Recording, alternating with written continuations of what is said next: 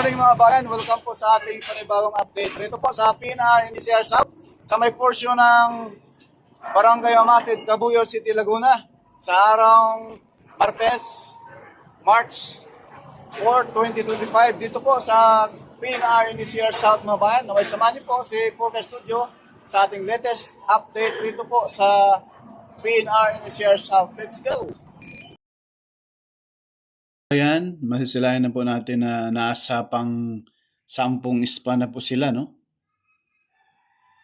Pagkatapos yan mabaklas yung mismong ma-fix yung segmental box girder mga kabayan, isusunod naman po yung mismong pang 11 na span mga kabayan dito po sa PNR NCR South portion ng Cabuyao City, Laguna.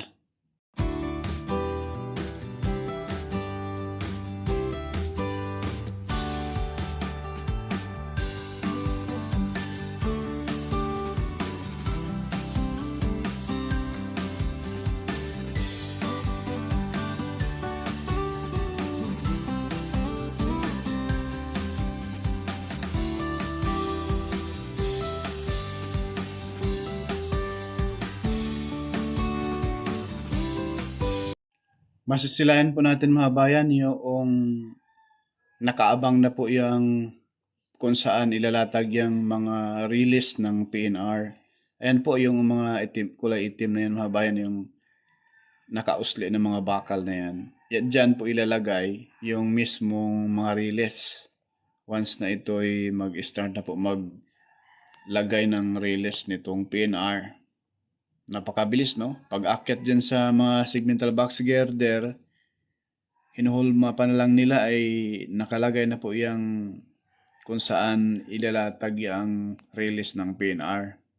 Sobrang high-tech mga bayan, no? Ayan po, pinifix na po yung mismong segmental box girder dito po sa pang 10 span mga bayan. Pang 11 na span mga bayan. Yan. Yan ang yan mga bayan. So, pag matapos din ngayon, yung paa ng LG, lalagay na po rito sa poste na may kulay pula dyan. No? Yung bakal na nakalagay na po dyan sa mismong pier head. Bilis yung gawa. Kung hindi lang nantala dyan sa poste na yan sa bandang kanan natin, dahil may ilog yung gilid na yan mga bayan. Gilid mismo ng pinagtayuan ng poste, ilog pala yun. So baka may konting lang inaayos sila doon kaya nahuli pagbuhos. So ngayon, masisilayan natin yung napakaganda naman ng view ng Mount Makiling mga bayan. At abang-abangan pa ninyo yung ating susunod pa mga update, no? Dahil pagkatapos nito mga bayan, puntahan natin yung Santa Rosa, and then pagkatapos ng Santa Rosa, pupuntahan natin ang Banlik Depot. So dito na tayo sa Santa Rosa mga kabayan. Ayan. Hahabol din po ito mga bayan. 1, 2, 3, 4. Nasa pang-anim na span na po sila. 4, 5. 5 itong nasa may crane na yan. Pang-5 yan. So, pag matapos yan mga bayan, ma-fix din po. Kagaya doon sa Barangay Mamatid, ay nasa pang-anim na rin po sila ng span, no?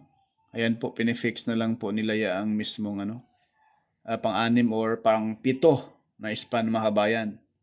Napakabilis. Pero sa aking pananaw mga bayan, ito po, ipakita ko po sa inyo mga bayan yung girder, yung doon sa LRT1 Cavite Extension. Ito po.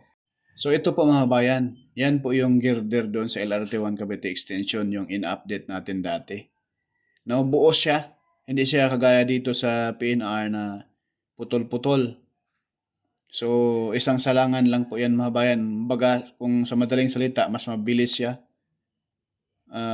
maikabit kaysa dito sa PNR. Ayan po yung PNR kasi putol-putol po yan mga bayan. Ang nakaalam dyan, yung mga engineer, no?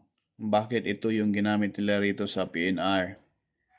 So, ganun pa man, ay ang importante dyan, matibay. Ayan po, kumakaway yung ating mga kabayan dyan na mga engineer po. Shout out po dyan sa Hyundai Company at sa buong ah, mga crew nila, no? Lalo na sa mga Filipino engineer dyan.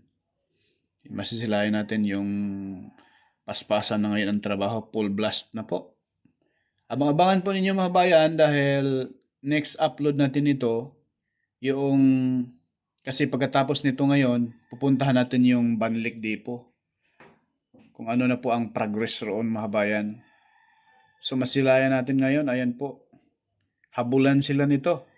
Yung kulay dilaw kanina, galing tayo doon sa Mamatid, ganito lang din sila mga bayan. Nag-fix na rin po sila ng mismong segmental box girder. So nasa pang-pito na ito na span itong dito sa Santa Rosa. Ayan po yung mga operator doon sa taas. Shout out po mga kabayan. God bless po at ingat po, no? Naway patuloy kayong gabayan ng pong may kapal. Safe lagi lahat, no? Matapos itong project na ito na lahat po ay safe at maganda ang kalusugan. Sa mga Korean engineer,